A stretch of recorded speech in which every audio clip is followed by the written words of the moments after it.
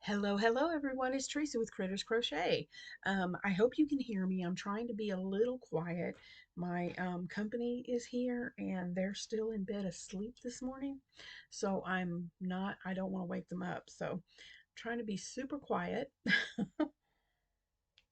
Mm, Drinking my coffee.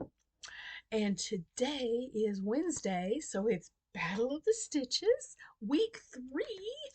And today I get to reveal to you what I have made with the back loop slip stitch, or front loop slip stitch. So here we go. I had one person to guess the correct answer, and this is it. Ta-da! I made a slip cover for a flower pot. I made this with, where is it? What did I do with that yarn? I thought I had it right there. I lost my mind. Hold on a second, guys. I'm looking on my shelf. Did I put? Yep, I put it away. It's the um, it's the Bernat Homemaker in outdoor yarn. Bernat Homemaker outdoor yarn. So this is what I made. It's super quick and super easy.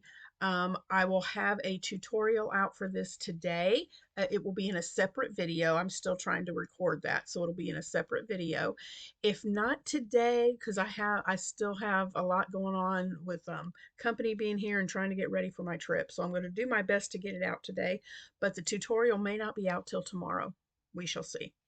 But what I did was, this stitch is great because you don't need a multiple.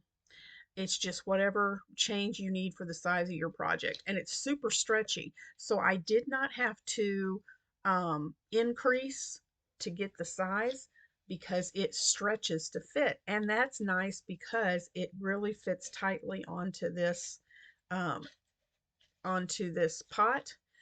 This is just a little plastic flower pot that I got at the dollar store.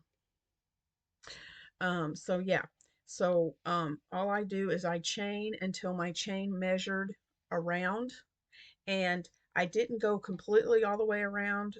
I left it about that much of a space so that it would stretch and hold tight onto here. But that'll all be in the video that'll come out either later today or tomorrow. So yeah, a flower pot cozy. This is what I think is so cute. If you wanted to, you could even crochet, um, attach in 3 different spots on here and make a chain and connect it to make a hanger if you want to hang your pot. But I chose just to make the little cozy. So this is what I've made today. So make sure that you go over and look at Heather's video to see what she created. Jules wasn't able to uh, do this month. She had intended on doing that, but something came up and she's not able to um, do her project for this month. So it'll just be Heather and I. Oh, Heather from Strings and Threads and myself, but Jules will be joining in with us next month.